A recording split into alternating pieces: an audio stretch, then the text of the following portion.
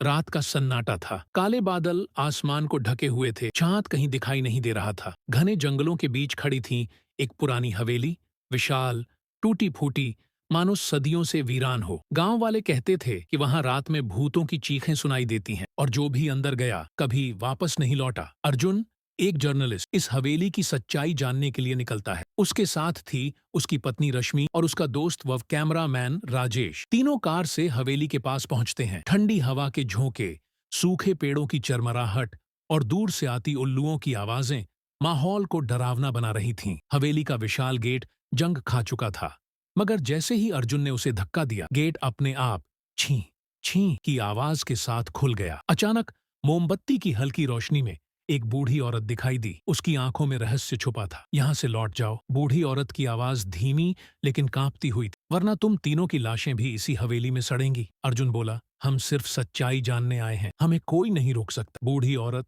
कस्तूरीबाई कुछ देर चुप रही, फिर बोली, ठीक है, मगर मौत से लड़ने की हिम्मत हो तो ही अंदर जाना। हवेली का दरवाजा भारी आवाज के साथ खुलता है। अंदर घुप अंधेरा, फर्श पर धूल की मोटी परत, टूटे फर्नीचर, खून के धब्बे और दीवारों पर टेढ़ी मेढ़ी पेंटिंग्स। अचानक पीछे से किसी के रोने की हल्की आवाज आती है। अर्जुन! वो आवाज! रश्मि कांपते हुए अर्जुन का हाथ पकड़ लेती है। अर्जुन टॉर्च जलाकर चारों ओर देखता है। पेंटिंग्स के पीछे से हवा का एक ठंडा झोंका आता है। राजेश कैमरा लेकर पेंटिंग हटाता है। पीछे एक छोटा सा गुप्त दरवाजा था। तहखाने की ओर जाती पुरानी सीढ़ियां अंधेरे में उतरती थीं।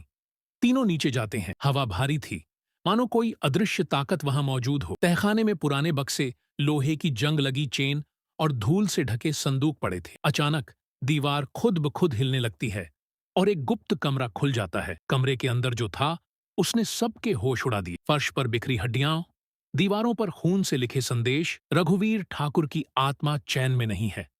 रश्मि घबराकर पीछे हटती है। अर्जुन, हमें यहां से निकलना चाहिए। अचानक दरवाजा जोर से बंद हो जाता है। मोमबत्तियां झिलमिलाने लगती हैं। राजेश की सांसें तेज हो जाती हैं। तभी कमरे के कोने से एक भारी, डरावनी आवाज गूंजती है। क्यों आए हो मेरी मौत का सच जानने? तीनों घबराकर पीछे हटते हैं। धुंध से एक परछाई निकलती है। रघुवीर ठाकुर की आत्मा। उसकी लाल चमकती आंखें, फटे कपड़े और खून से सना खंजर हाथ में था। अर्जुन हिम्मत जुटाकर बोलता है, हम तुम्हारी आत्मा को शांति दिलाने आए हैं।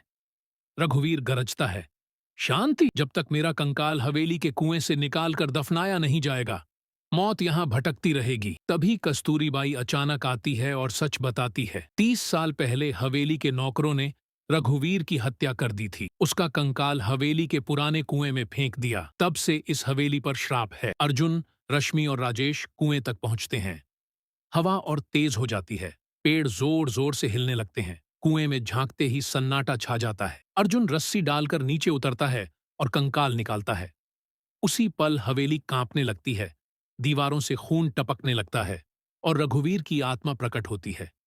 मेरी आत्मा को मुक्त करो, रघुवीर की आवाज गूंजती है। अर्जुन मंत्र पढ़ना शुरू करता है और कंकाल को जमीन में दफना देता है। धीरे धीरे रघुवीर की आत्मा धुंध में बदलकर गायब हो जाती है। हवेली शांत हो जाती है। तीनों राहत की सांस लेते हैं। वे हवेली से बाहर निकलते हैं। लेकिन जैसे ही अर्जुन मुड़कर हवेली की ओर देखता है, टूटी खिड़कियों के पीछे से दो लाल चमकती आंखें उन्हें घूर रही थीं। दूर से हवा में वही चीखें फिर गूंजती हैं। लोग कहते हैं हवेली का श्राप खत्म हो गया, लेकिन हर पूर्णिमा की रात वही चीखें अब भी सुनाई देती हैं। दी एंड।